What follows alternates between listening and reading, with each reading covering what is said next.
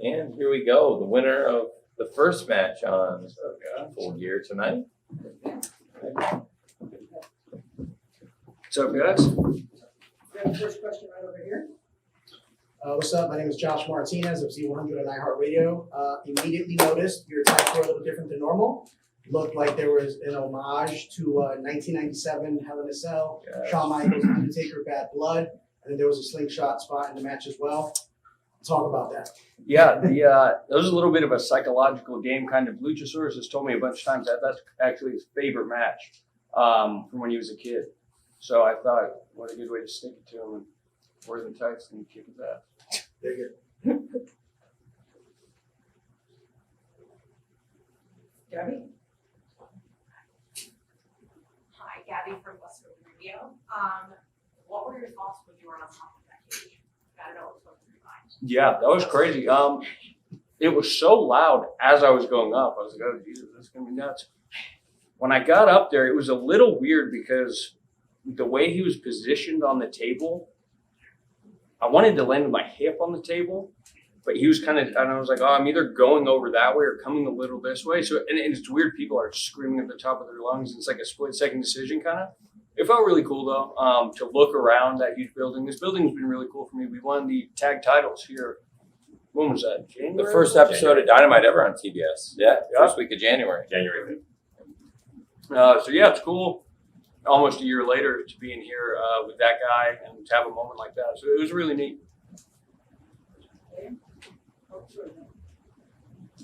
Hey, Jack, can you just tell us a little bit about like how early, whether it's in the week or the day of, you find out that you're opening pay-per-view, and how much does that kind of go into the calculation of, just what you guys have prepared versus going late in the show? Can you just tell us a little bit about when that decision is made that you're opening? I kind of started hearing that yesterday, and then today it was confirmed. The only thing that really changed for me was I went to bed a little earlier. I kind of try and do the same thing no matter where I am in the card, and let's just kind of go balls to the wall and try and steal the show. But it was nice. It was fun. The crowd's typically hottest right at the beginning, so that was cool.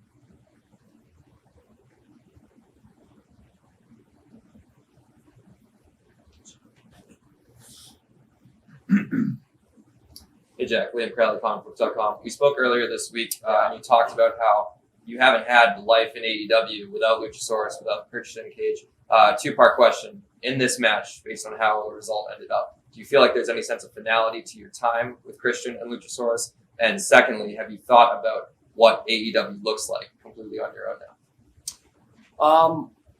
I think at the moment, there's kind of some finality. I know Christian still has some time before his arm is fully healed. I definitely am going to have to beat him. So whenever that comes around, I'll be ready for that. But at the same time, I'm not really going to wait for this guy to get back. I don't know how long that's going to be. So it's going to be kind of exciting to see now what this looks like. I feel done with Luchasaurus. We kind of put a close on that chapter. So this really is my first time sort of without him in any capacity, kind of just seeing what it looks like by myself. Thank you. Hi, Nick Hausman with Wrestling Inc.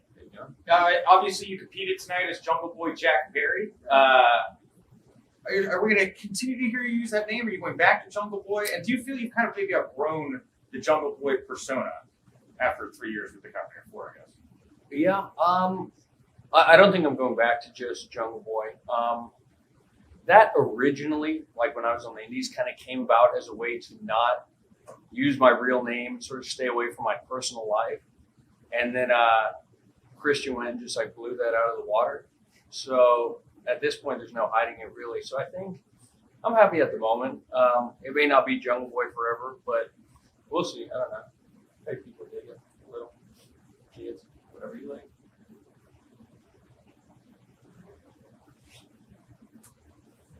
Corey Lee, Wrestling Observer. Question about your history with Luchasaurus, your training and like that. For you guys to actually be in a major match on a pay-per-view like this, especially in steel cage, how did that really make you feel in the sense of where you come from, obviously, to where it ended up? Yeah. I mean, it's kind of bizarre. I was 10 years old, and my parents found a place for me to go train to be a wrestler because up to that point, I just practiced all my wrestling with my sister. And they said, we'll support you if you want to do this, but you have to do it with other people who also want to do it. So they found this guy, Rick Drazen, who had a ring in his backyard, and there were classes. And I went to the kids class, and I was better than all the kids there. And he said, I think you're good enough to be in the adult class. And I went to the adult class, and it's funny, Miro was in it as well, but there was Luchasaurus. I was better than him when I was 10. But it's kind of cool. I don't know. The world is so small kind of in that way. And we kind of separated and reunited on the independents. And then kind of got here like sort of at the same time, and they got put together. And it's just, I don't know, for this to happen, like so many kind of random events needed to happen, and they all did. And this happened. This was one of my favorite matches I've ever had. It's just really cool kind of to look back on that now and see how it all kind of took place. Some more questions?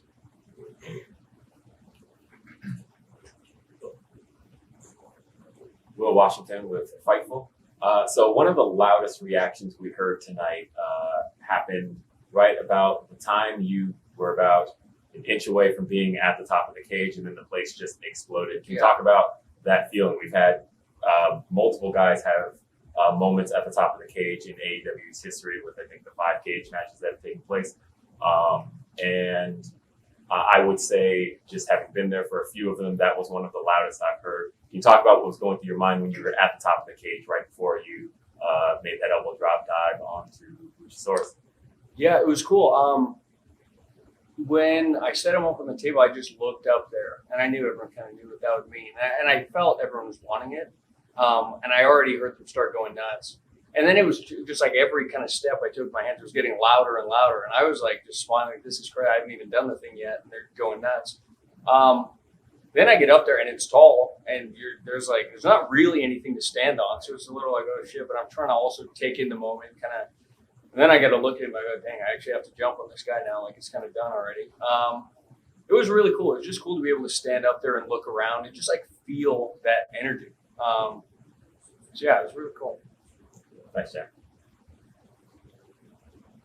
That's the last question. A bit of an extension on what Nick said about how you're going to be addressed going forward. I noticed that fans were chanting "Let's go, Jack," which Were they? Yeah. Cool. I thought it was really cool because when you first got here, you were introduced as Jungle Boy. 2 guys that really spoke up for you were Jim Ross and Chris Jericho, and said they see really big things for you in your future. You're sort of realizing that now, but what does it mean to you to have 2 guys like that speak up for you and sort of see that for you when you really hadn't been in front of a large audience at that point? Yeah, I mean, I think in the beginning, I really wasn't ready for that. I think Jim Ross was kind of the first one to ever put that out there, and I was like, oh, I mean, there's nothing I can say about it. Like, I'm not going to tell this guy not to. I was really thankful really to Tony, I guess, that I was allowed to go out on TV and just be called Jungle Boy, and that was it. I go, that's pretty cool that I can do that. I don't know. I mean, I think it kind of makes sense. Like as the characters progressed a little bit, like I used to pretend to eat bugs out of people's hair. So like I don't do that anymore. But I don't know. I'm happy with the progression of it.